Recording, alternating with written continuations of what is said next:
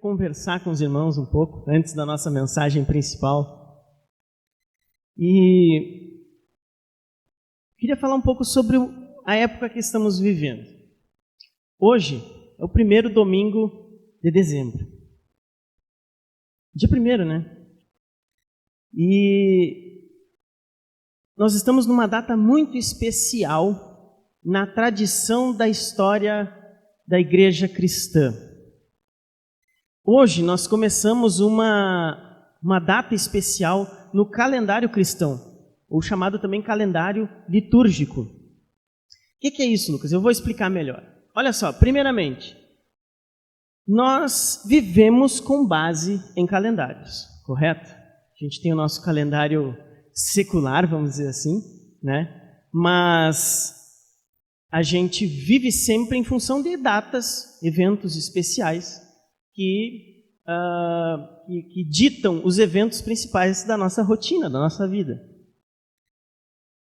E então tem o tempo de férias, né? Tem lá no nosso calendário tem as férias, as tão esperadas férias, tão veneradas férias, que já está chegando a minha, só por elas. Mas nós temos também o tempo de estudar, o tempo das férias, nós temos o tempo das provas. Aquele que estuda, não tem o calendário da escola, né? Eu sou vice-diretor ali da escola também, nós estamos sempre em função do calendário, né? Termina o trimestre, entrega de nota, prova, recuperação, né? Calendário. Aí o comércio tem o seu calendário, né? Também tem o seu calendário, Dia das Mães, Dia dos Pais, é o dia do comércio vender os seus presentes, e está tudo certo, né? A Black Friday agora, né? Está terminando a Black Friday. Então tem um calendário também, vamos dizer assim, econômico. Tem a lembrança do Dia dos Namorados, né? Aquele dia que tu lembra de fazer um jantar romântico, relembrar, né? Os votos de casamento, enfim. A nossa vida é marcada por calendários, eu acho que vocês vão concordar comigo. Só que aí o que aconteceu?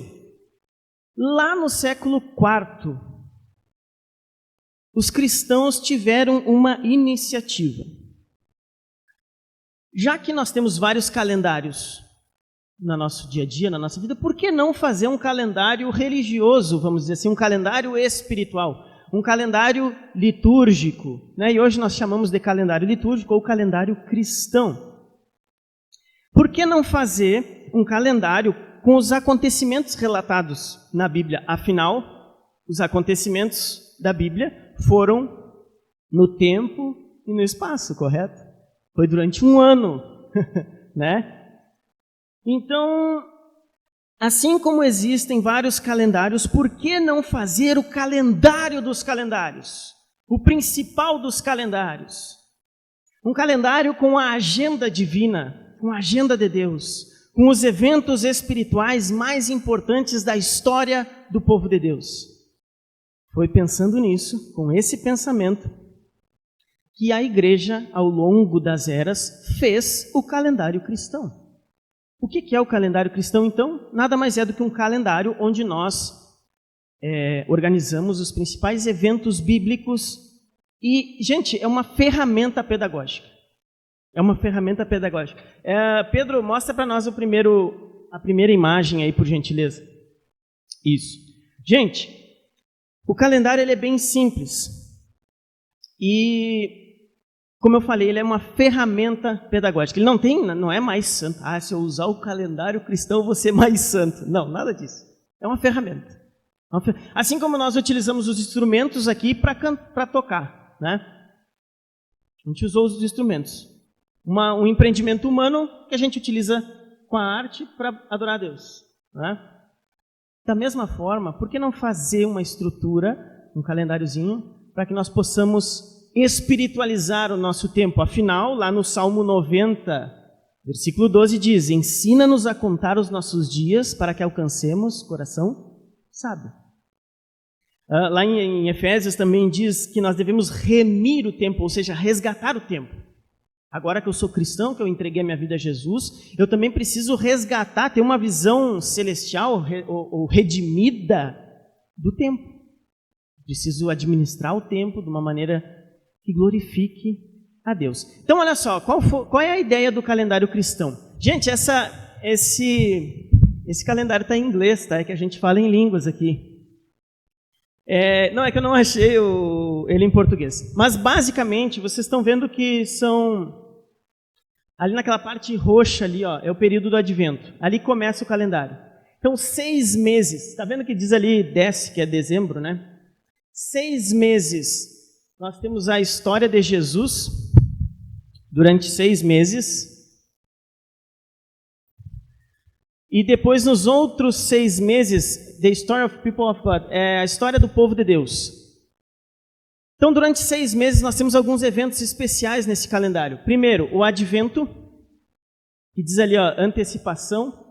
E o Advento começa hoje, 4 domingos antes do Natal. Então, hoje começa a estação do Advento. Aí tem o Natal, tem a Epifania. O Natal, como a gente já sabe, é o nascimento de Jesus. A Epifania são os ensinamentos de Jesus, ou seja, a revelação de Jesus.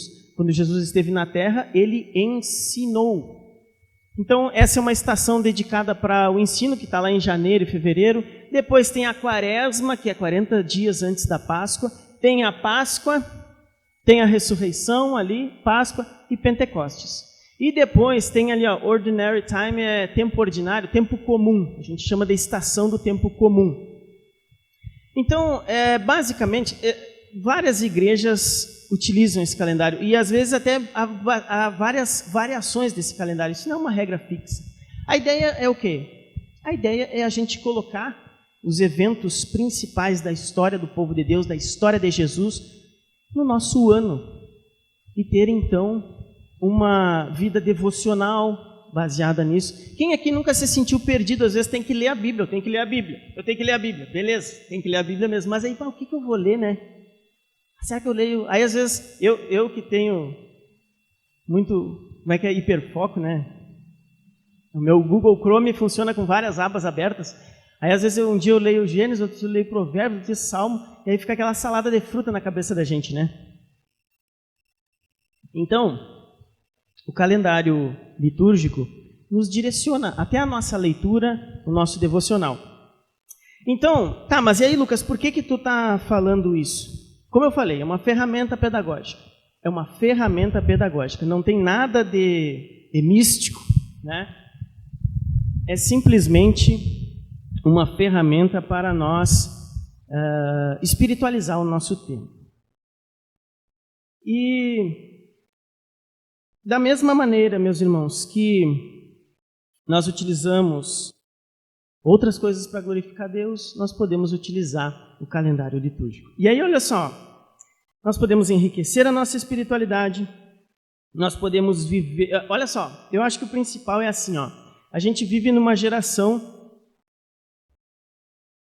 A gente vive na geração da correria, né? Podíamos dizer que a nossa geração é a geração correria. Por que não termos, então, um instrumento para nos ajudar a canalizar o nosso tempo, a administrar melhor o nosso tempo espiritualmente? Então, eu creio que é uma ferramenta, meus irmãos. E aí hoje nós vamos aproveitar esse momento, porque hoje é o início do Ano Novo cristão, no calendário cristão. Diz para o irmão que está do seu lado, feliz Ano Novo, irmão. Fala aí para o irmão. Feliz Ano Novo. Amém? Hoje se inicia o Ano Novo. E como que se inicia o Ano Novo litúrgico, o Ano Novo do calendário cristão? Preparando-se para o Natal. Uma preparação para o Natal. E aí, nós começamos então nessa estação chamada Advento. Estação do Advento. E aí, nós vamos também hoje fazer a celebração aqui da coroa do Advento, que eu já vou explicar também o que é.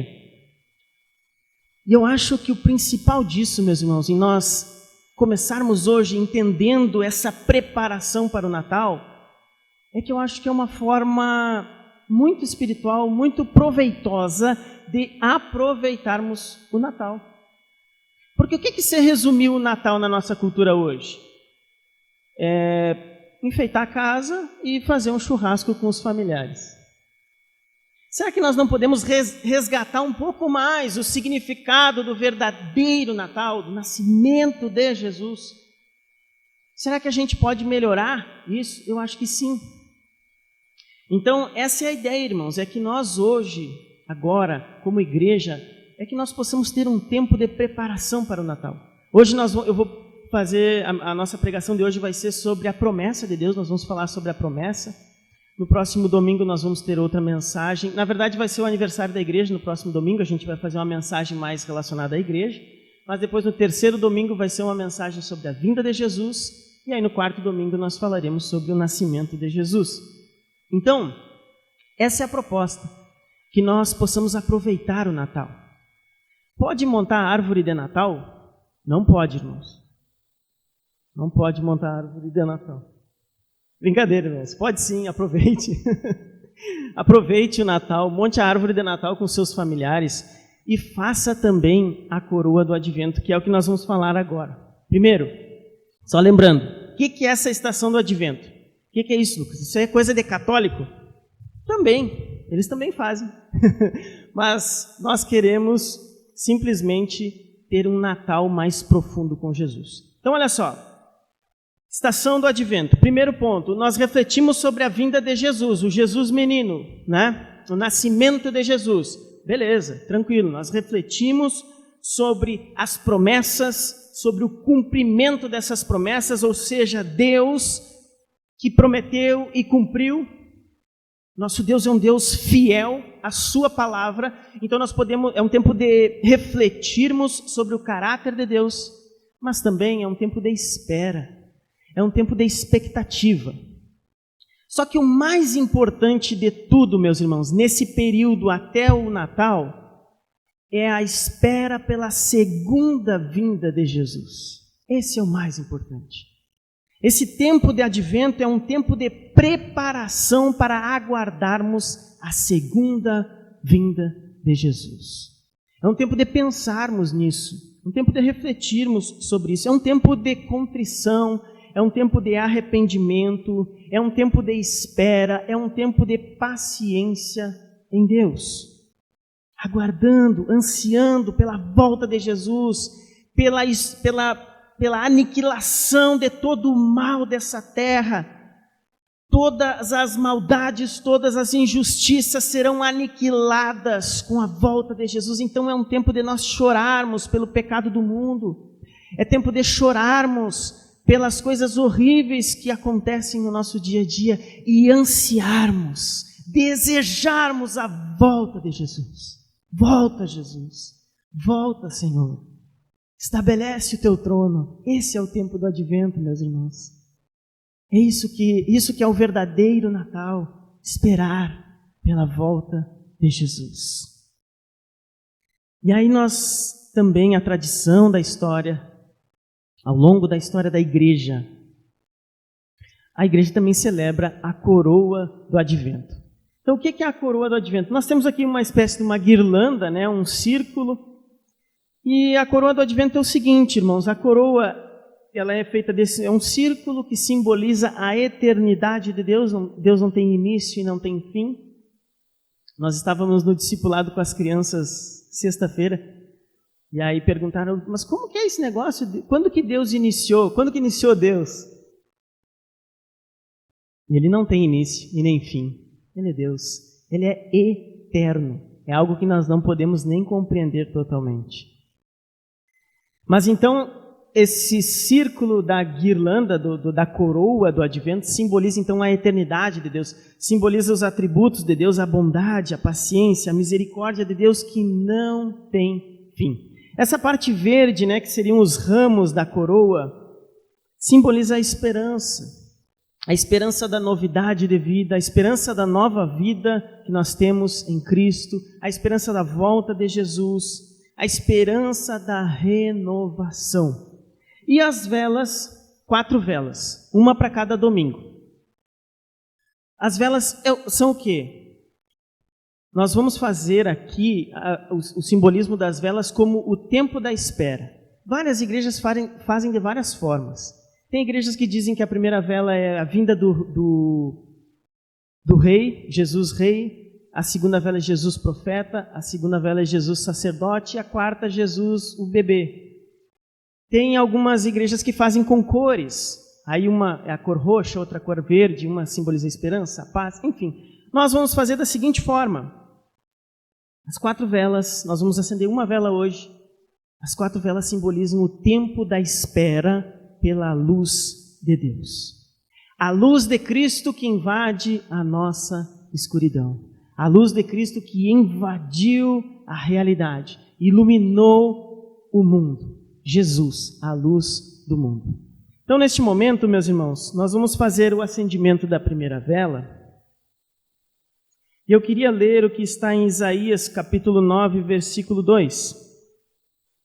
Diz o texto da palavra de Deus. Isaías 9. Vamos ler o versículo 1 também. Isaías 9.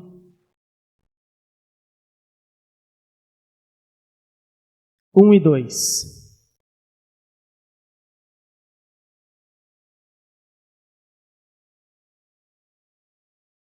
Diz o texto: mas para a terra que estava aflita, não continuará a escuridão. Deus, nos primeiros tempos, tornou desprezível a terra de Zebulon e a terra de Naftali, mas nos últimos tempos tornará glorioso o caminho do mar, além do Jordão, Galileia dos gentios.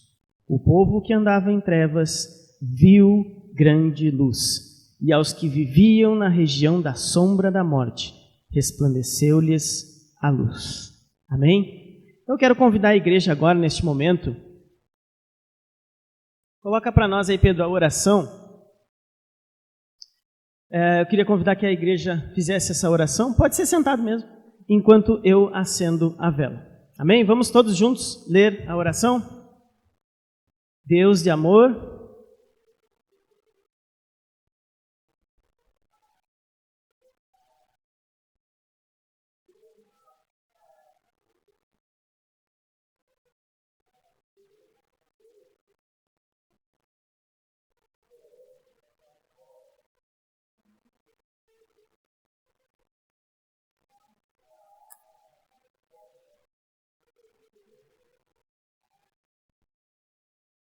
amém?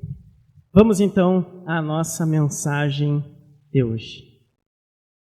Abre a tua Bíblia em Gênesis capítulo 3.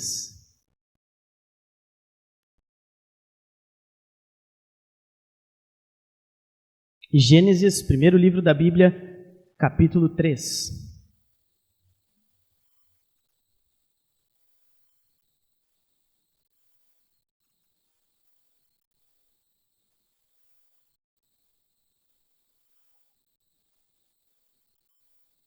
Todos acharam? Amém?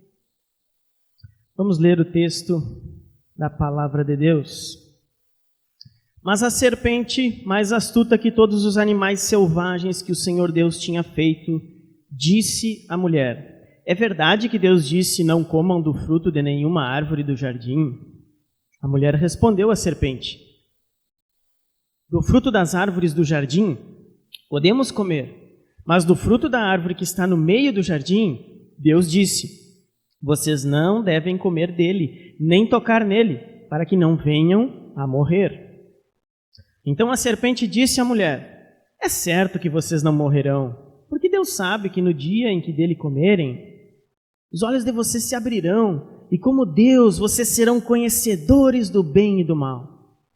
Vendo a mulher que a árvore era boa para se comer, agradável aos olhos e árvore desejável para dar entendimento, tomou do seu fruto e comeu, e deu também ao marido, e ele comeu.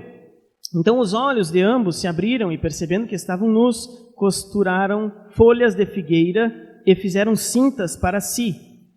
Ao ouvirem a voz do Senhor Deus que andava no jardim, quando soprava o vento suave da tarde, o homem e sua mulher se esconderam da presença do Senhor Deus entre as árvores do jardim. E o Senhor Deus chamou o homem e lhe perguntou: onde você está? Ele respondeu: ouvi tua voz no jardim, e porque estava nu tive medo e me escondi. Deus perguntou: quem lhe disse que você estava nu? Você comeu da árvore da qual ordenei que não comesse? Então o homem disse: a mulher que me deste para estar comigo, ela me deu da árvore e eu comi. Então o Senhor Deus disse à mulher: que é isso que você fez? A mulher respondeu: a serpente me enganou e eu comi. Então o Senhor Deus disse à serpente: por causa do que você fez, você é maldita entre todos os animais domésticos e entre todos os animais selvagens. Você rastejará sobre o seu ventre e comerá pó todos os dias da sua vida. Preste atenção no versículo 15. Porém, inimizade entre você e a mulher, entre a sua descendência e o descendente dela.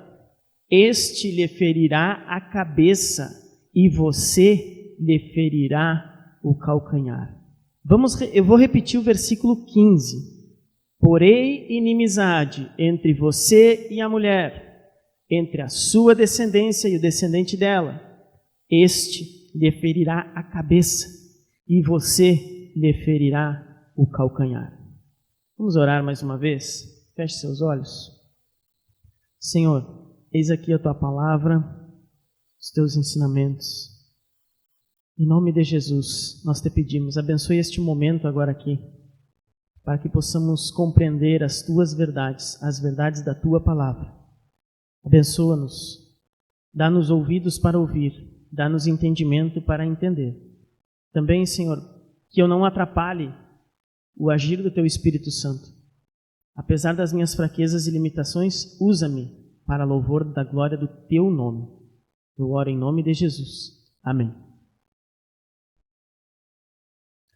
O tema da nossa mensagem, então, um Deus que cumpre promessas. Um Deus que cumpre promessas. E a segunda parte, um povo que desfruta da promessa, das promessas. Meus irmãos, nós gostamos de promessas. As promessas estão ao redor da nossa vida. As promessas estão em nossos corações, na nossa vida diária, nas nossas falas. O que é a promessa? O que é uma promessa? Promessa é uma afirmação de uma pessoa, de alguém. Essa pessoa afirma algo que ela vai fazer. Simples. Promessa é alguém falando que vai fazer alguma coisa. Hoje de tarde eu vou lá na tua casa tomar um chimarrão. É uma promessa.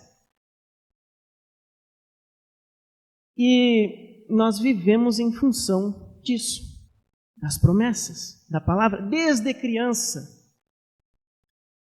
que nós já trabalhamos com promessas, até na criação dos nossos filhos. Por exemplo, quem é que aqui nunca chegou para o seu filho e disse assim, ó, se tu passar de ano, vou te dar aquela bicicleta. Né? Até mesmo na área política. Não, eu vou votar no fulano, porque, o fulano sim, tá? Porque ele falou que vai fazer isso, aquilo. E se ele se eleger, tu vai ver, vai mudar. E nós acreditamos nas promessas, muitas vezes políticas. Preste atenção, as promessas, então, elas moldam até mesmo o nosso comportamento, a nossa motivação, a nossa identidade. Porque a criança que vai ganhar uma bicicleta se passar de ano, um notebook, né? Notebook também. Hoje está mais comum, acho que o notebook. Na minha época era bicicleta, eu lembro que a mãe falou, se tu passar de ano, ganhar uma bicicleta. Ganhei uma Monarch BMX, nunca me esqueça. Hoje acho que é o notebook, né? Não, hoje é o celular. Enfim. Aí o que acontece? A criança começa até a estudar. Chega em casa, ela está lá, ó, papirando, estudando. Não, tem que estudar para ganhar minha bicicleta. Então o comportamento muda, a motivação muda, o foco muda, responsabilidade surge nesse processo, e isso molda até, podemos dizer, a identidade da pessoa. Então, o casamento é baseado em promessa. O que é o casamento se não um contrato, uma promessa de fidelidade um ao outro? Enfim, as promessas fazem parte da nossa vida. E quando nós olhamos para a palavra de Deus, nós vemos muitas promessas que Deus faz. Então, olha só, preste atenção. A Bíblia é o livro de Deus. A Bíblia revela quem Deus é, correto? Deus ele vai se revelando, ele vai se mostrando ao longo da história bíblica, da narrativa bíblica. Deus ele foi conhecendo pessoas e foi chamando pessoas e fazendo promessas a pessoas, e essas pessoas registraram esses acontecimentos e está aqui, está tudo guardado aqui. E aí a gente vai conhecendo Deus através da Bíblia. E claro, quando chega na revelação máxima de Deus, nós vemos o quê? Jesus. Jesus vem, nasce, invade a realidade, entra na história e no tempo e nos mostra que Deus cumpre a sua promessa. Então, dentro desse cenário, preste atenção, dentro desse cenário aqui que Deus se revela aos homens, nós vemos um Deus que cumpre promessas. Nós vemos um Deus que promete e cumpre. Mas o que são as promessas de Deus? São declarações divinas, são declarações de Deus sobre o futuro e até mesmo sobre o presente. São declarações que Deus faz, que Ele vai fazer, e Ele faz. Então, por que nós lemos Gênesis 3 até o 15? E eu enfatizei o versículo 15. Porque nós temos aqui a primeira promessa evangélica da Bíblia. Nós temos aqui o chamado proto-evangelho, né? É uma pré-anunciação do evangelho de Jesus. Como assim, Lucas? Eu não entendi. Preste atenção. O que aconteceu aqui em Gênesis 3? Deus cria todas as coisas, coloca o homem e a mulher no jardim, faz uma aliança com Adão e Eva, só que aí acontece um percalço no meio do caminho. Adão e Eva quebram o pacto feito com Deus, a aliança feita com Deus. Deus fez uma aliança, vocês não me desobedeçam, não comam da árvore que eu disser que não é para comer, não comem. Aí vem Satanás, manifestado na serpente, e aqui por que tem a serpente aqui? Porque na cultura da época, serpente simbolizava o caos. Nas culturas daqueles povos, daquela região, da região do Egito, a região lá da Mesopotâmia, enfim, existia a cultura de que a serpente simbolizava o caos. E o que lá no início, em Gênesis 1, o que Deus faz? Deus ele traz ordem ao caos na criação. Deus é um Deus que traz beleza, que traz ordem. Então aqui a serpente é um símbolo de Satanás, é um símbolo do diabo, que vem tentar Adão e Eva. E ele obtém um certo sucesso na sua tentativa de frustrar o plano de Deus. Porque Deus estabelece um reino. E Deus queria que o ser humano fosse regente com Deus da criação. Porém, agora, como que Deus vai seguir o seu plano, o seu reinado com Adão e Eva, quebrando a aliança e o pacto? E engraçado, irmãos, que é muito simples. Deus fez uma aliança com Adão e Eva. Façam isso, vocês terão isso. Se vocês fizerem aquilo, vocês terão outra coisa. Se vocês me obedecerem, vocês vão ter a bênção. Se vocês me desobedecerem, vocês vão ter a maldição. É simples. O que acontece? Adão e Eva quebram o pacto. Caem na cilada de Satanás, da serpente. E o pacto, então, é desfeito. O que Deus poderia fazer? Deus poderia aniquilar tudo. E seguiria sendo um Deus justo. Porque o homem quebrou o pacto. O homem não cumpriu a sua promessa, não cumpriu a sua parte. Então Deus poderia muito bem destruir tudo. Aniquilar o ser humano da face da terra. E mesmo assim ele seguiria sendo justo e bom. Mas Deus como transborda em amor, em graça e misericórdia, de um plano divino, eterno, que jamais nós conseguiremos entender completamente. Deus é amor e o seu amor transborda. O transbordar da graça de Deus faz o quê? Versículo 15. Deus fala, porém inimizade entre você e a mulher. Preste atenção, a descendência da serpente. O que é a descendência da serpente? Satanás e os seus demônios. Quem é a descendência da mulher? São a continuação da raça humana. Então, a raça humana vai ter uma inimizade entre os homens e a descendência da serpente. Só que aí, olha o que diz ali no finalzinho do versículo 15. Este lhe ferirá a cabeça. Opa, para aí.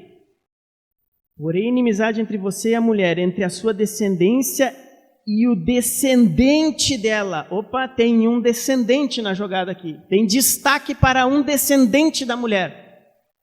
E uma pessoa especial aqui que vai vir da mulher. E este ferirá a cabeça da serpente. E a serpente vai ferir o calcanhar. Quem é que esmagou a cabeça da serpente? Quem que feriu a cabeça de Satanás? Quem é o descendente da mulher que destruiu o diabo? Jesus. Isso mesmo, Jesus.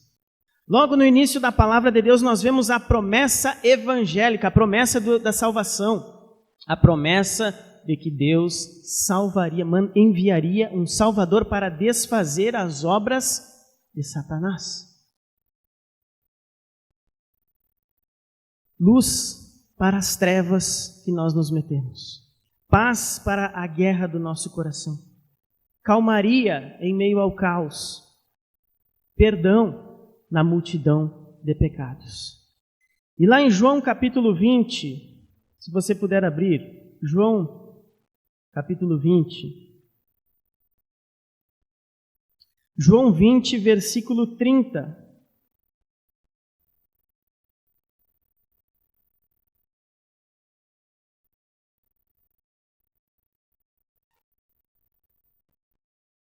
Vamos ver então se realmente aconteceu o cumprimento dessa promessa. O Evangelho de João todo foi escrito para que nós soubéssemos que Jesus é o enviado, é o Cristo, é o descendente. E aí olha o que diz no capítulo 20, versículo 30. Na verdade, Jesus fez diante dos seus discípulos muitos outros sinais que não estão escritos neste livro. Estes, porém, foram registrados para que vocês creiam que Jesus é o Cristo, o Filho de Deus, e para que, crendo, tenham vida em seu nome. Cristo, Jesus é o Cristo. O que a palavra Cristo significa? O ungido, o escolhido, o enviado. Sim, aquele que esmagou a cabeça da serpente, Jesus. Deus cumpriu todas as suas promessas. A principal das promessas é essa. Temos um Deus que cumpre promessas. Jesus veio e nos salvou dos nossos pecados. Perceba então a importância da promessa. Perceba que as promessas de Deus, porque essa foi a primeira, não tem como nós vermos todas as promessas, são muitas. Aqui Deus começou a anunciar a Jesus.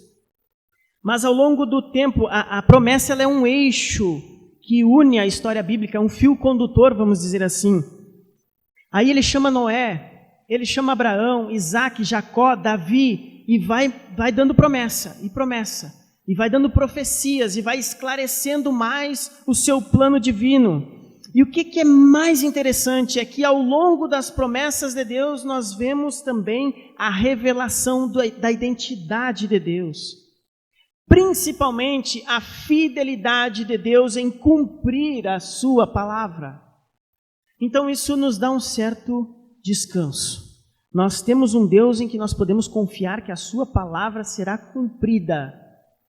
A palavra passarão céus e terras, mas a palavra do Senhor não passará, ela vai se cumprir. E o que é interessante também nisso? Tudo é interessante. Mas o que eu quero chamar a atenção? Aqueles que confiaram nas promessas de Deus desfrutaram da bênção de Deus. Parece simples, e mas é tão difícil. Muitas vezes nós não confiamos. Mas, primeiro ponto da nossa mensagem, nós temos um Deus que cumpre promessas. Ok. Segundo ponto, existe um povo que desfruta da promessa, das promessas. Abre agora em 2 Pedro, capítulo 1. 2 Pedro, bem no finalzinho lá. Antes de João. 2 Pedro.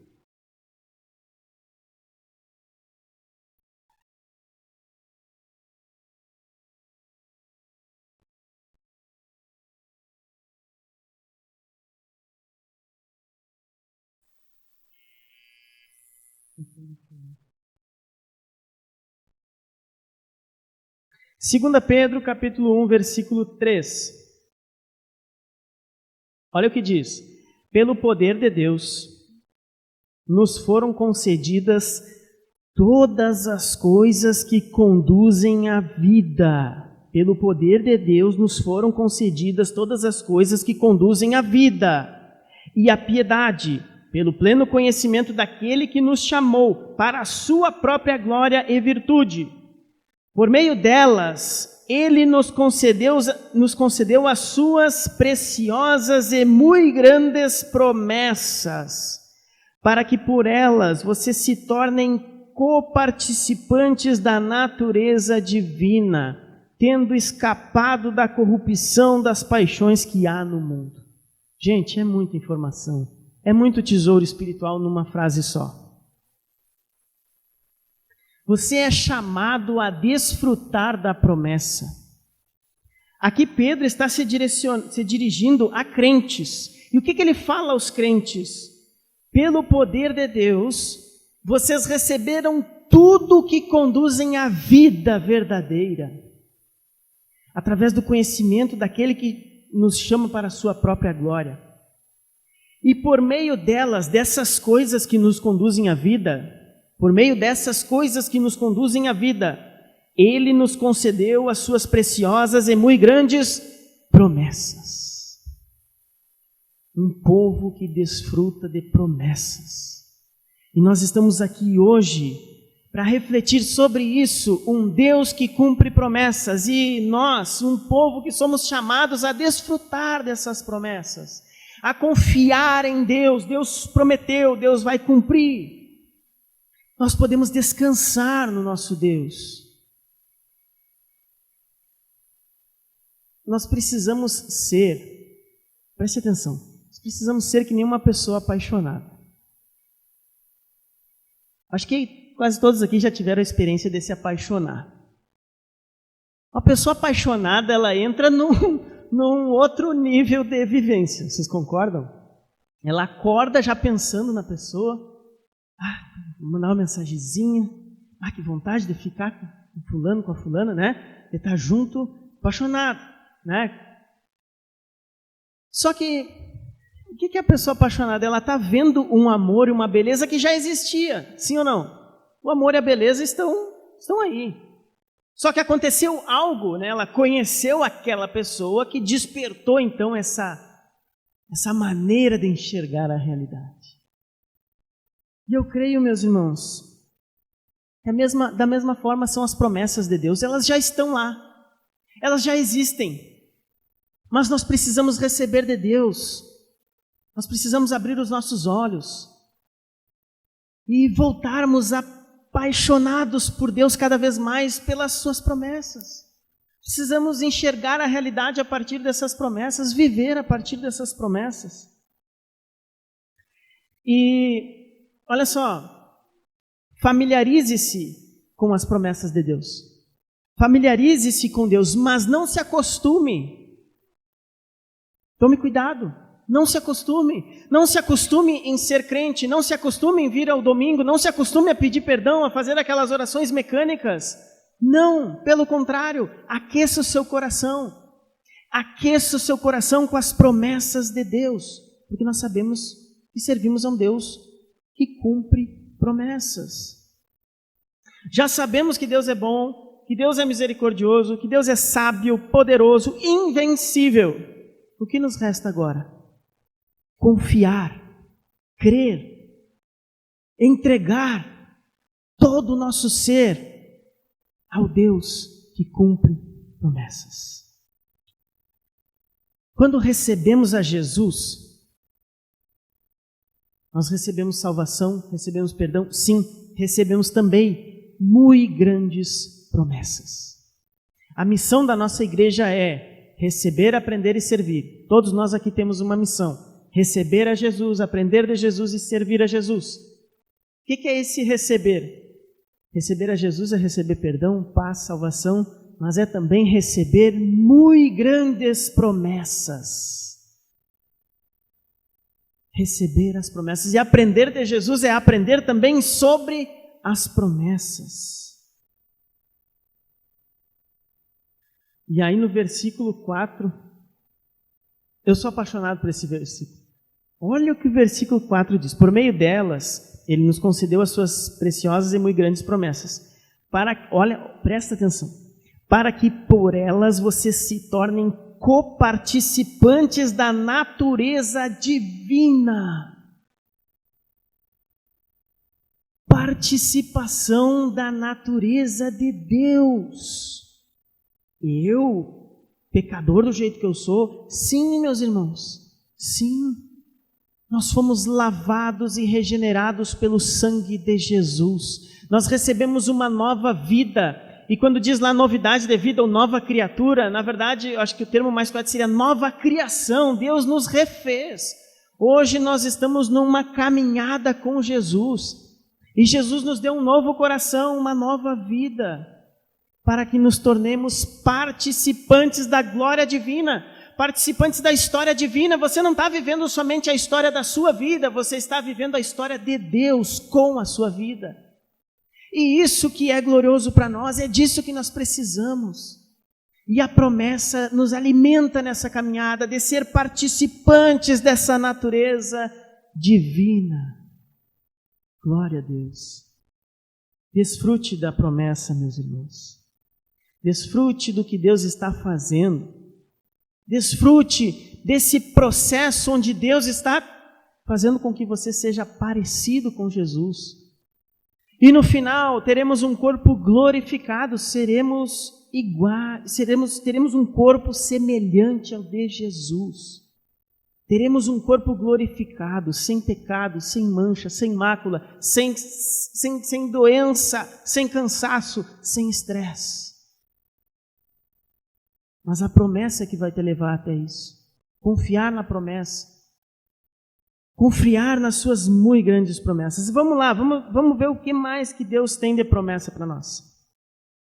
Primeira grande promessa, vida eterna. Eu vou citar os versículos aqui para nós não nos demorarmos muito. Mas qual é a principal promessa? Vida eterna. Salvação, vida eterna. Porque Deus amou o mundo de tal maneira que deu o seu Filho único para que todo aquele que nele crê não pereça, mas tenha vida eterna. Participação da glória divina, como nós falamos. Se você entregou sua vida a Cristo, você tem a vida eterna. Você não terá, você já tem. A vida eterna começa agora. A participação divina com Deus começa agora. O processo é agora. Mas vamos lá, tem mais promessas. Mateus 28, 20. Eis que estou convosco todos os dias até a consumação do século. A presença de Jesus é prometida a nós. Ele não vai nos deixar. Ele não vai nos desamparar. Promessa, é promessa, confia. Jesus está contigo, meu irmão. Ah, mas de segunda a sexta eu trabalho, eu faço outras coisas. Jesus está lá no teu trabalho contigo. As coisas que você faz, o trabalho que você faz, também faz parte da tua caminhada divina. Como? Isso eu não sei, mas Deus utiliza o teu trabalho para te tornar participante da natureza divina. É muito louco isso. E a presença dele está conosco. Eis que estou convosco todos os dias. Outra promessa, a paz de Deus que excede todo entendimento, que guarda os nossos corações e os nossos pensamentos em Cristo Jesus, como está lá em Filipenses 4:7. O que pode nos fazer vencer as adversidades, as tribulações? A paz de Deus pode guardar o nosso coração. Ah, mas a minha vida está um caos, está isso. A paz de Deus excede todo entendimento. Sim, é uma promessa de paz para você. Desfrute dessa paz. Desfrute dessa paz. Podemos ter momentos de tribulação, dificuldades, mas o que deve predominar no nosso coração é a paz de Cristo, a paz de Deus. Filipenses 4:13, posso todas as coisas naquele que me fortalece. E esse versículo muitas vezes é mal interpretado. Paulo aqui está falando que ele passou por poucas e boas. Passou dificuldade, passou fome, passou isso, passou aquilo, naufragou e foi mordido por uma cobra, enfim. Paulo passou por muita coisa difícil. E aí ele chega e diz, posso tudo naquele que me fortalece. Ou seja, Deus dá força. Essa é uma promessa também. A promessa de que Deus vai nos dar força diante das adversidades. E muitas vezes nós nos entregamos diante das adversidades. Muitas vezes nós baixamos a cabeça, muitas vezes nós achamos que não há solução, que não há saída, mas o que nós estamos fazendo, na verdade, é não confiar na promessa de Deus. Força. Deus tem força. Deus promete força para o seu povo. Um povo que desfruta da força de Deus. Meus irmãos, e outra promessa muito especial que eu não poderia deixar de mencionar. Lá em Romanos 6,14 diz, porque o pecado não terá domínio sobre vocês, pois vocês não estão debaixo da lei, sim da graça. Jesus também disse, se pois o Filho os libertar, vocês serão verdadeiramente livres. E aqui também Jesus estava falando no contexto de pecado. Aquele que peca é escravo do pecado. Mas aquele que entrega a sua vida para Jesus não pode viver na prática do pecado. E há uma promessa aqui que o pecado não terá domínio sobre a nossa vida. Meus irmãos, desfrute dessa promessa. Se você está com dificuldades com os seus pecados, relembre disso hoje. Fale ao seu coração, fale à sua alma. Ei, minha alma, há uma promessa de Deus de que o pecado não terá domínio sobre mim. Eu quero libertação. Ore com ousadia. Deus, me dá essa força, me dá esse poder. A tua palavra diz que o pecado não vai ter domínio sobre mim, mas eu tô lutando contra a pornografia, eu estou lutando contra a maledicência, eu estou reclamando demais, eu tô sem força, eu não estou enxergando o futuro, eu estou reclamando, enfim. Ore para Deus, fale com Deus. Deus, eu quero essa promessa aqui, Senhor.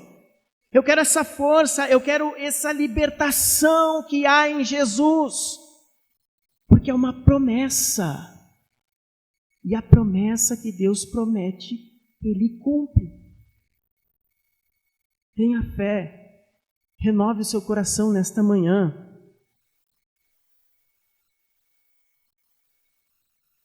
Para finalizar, eu gostaria de ler Mateus 24.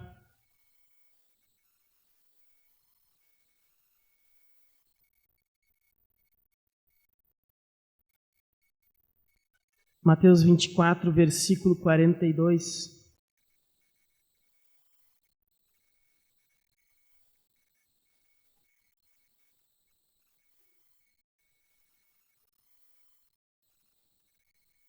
Mateus 24, versículo 42. Portanto, vigiem, porque vocês não sabem em que dia virá o Senhor de vocês. Porém, considerem isto: se o pai de família soubesse a que hora viria o ladrão, vigiaria e não deixaria que a sua casa fosse arrombada. Por isso, estejam também vocês preparados, porque o Filho do Homem virá à hora em que vocês menos esperam.